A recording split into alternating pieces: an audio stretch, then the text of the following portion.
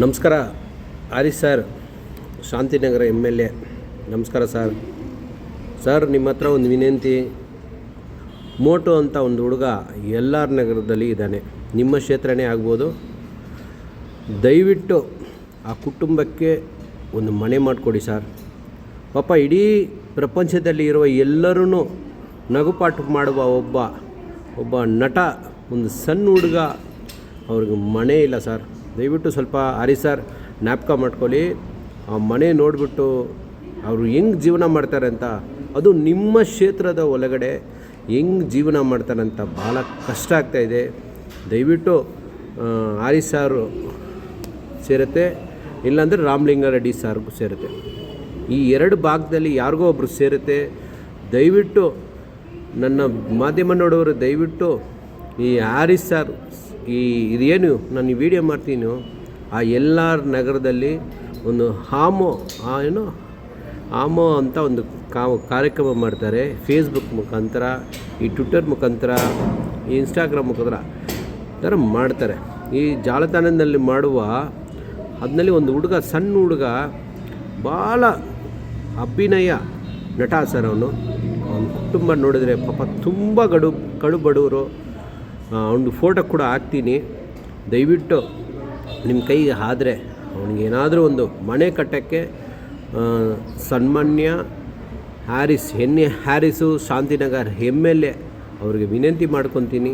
ದಯವಿಟ್ಟು ಆ ಕುಟುಂಬಕ್ಕೆ ಏನಾದರೂ ಒಂದು ಒಳ್ಳೇದು ಮಾಡಿ ಸರ್.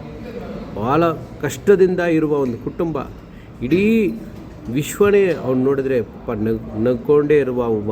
ನಾನು ಕೂಡ ಅವನ ದೊಡ್ಡ ಒಂದು ಫ್ಯಾನು.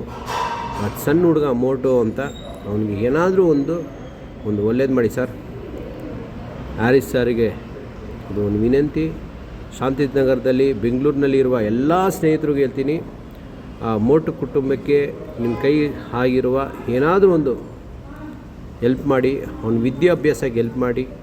ಅವ್ನಿಗೆ ಬೇಕಾಗಿರುವ ಯಾವುದಾದ್ರೂ ಒಂದು ಅವನಿಗೆ ನಿಮ್ಮ ಕೈನಲ್ಲಿ ಆಗಿರೋದು ಹೆಲ್ಪ್ ಮಾಡಿ. ಅವನ ಮನೆಗೆ ಕಟ್ಟೋಕ್ಕೆ ಏನಾದರೂ ಒಂದು ವ್ಯವಸ್ಥೆ ಮಾಡಿಕೊಡ್ಬೇಕಂತ ನಮ್ಮಲ್ಲಿ ವಿನಂತಿಸ್ಕೊಳ್ತೀನಿ.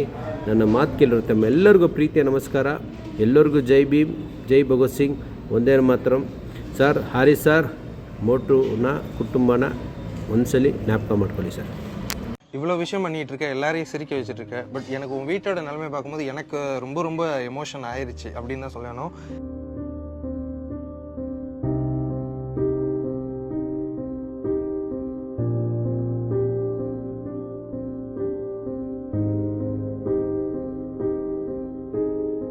எல்லா பக்கமும் மழை வந்தா பிள்ளைங்கெல்லாம் அந்த சேர் எடுத்து போட்டு அந்த சேர் மேலே உட்காந்து, இந்த கட்டில் மேலே கூட உட்கார முடியாது.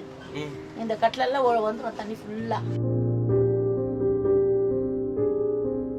வயிற்றுல 2 கட்டி இருக்குது, அதுக்கு 1 லட்சம் ரூபாய் கேட்டுக்கிறாங்க.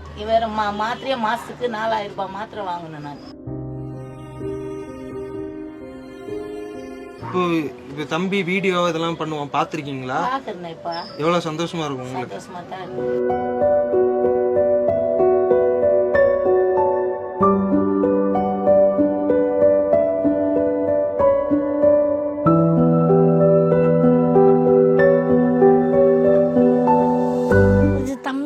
தம்பி தங்கச்சி உன் ஆசை என்ன? தம்பி தங்கச்சிலாம் படிக்க வைக்கணும், கிளீனா வீடுலாம் கொஞ்சம் ரெடி பண்ணி தரணும்.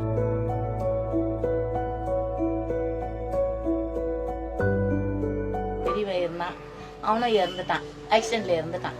நான் தான் இருந்து இந்த பிள்ளைங்களெல்லாம் பார்த்துன்னு எப்படியோ ஒன்றுங்க நடத்திருக்கிறேன்.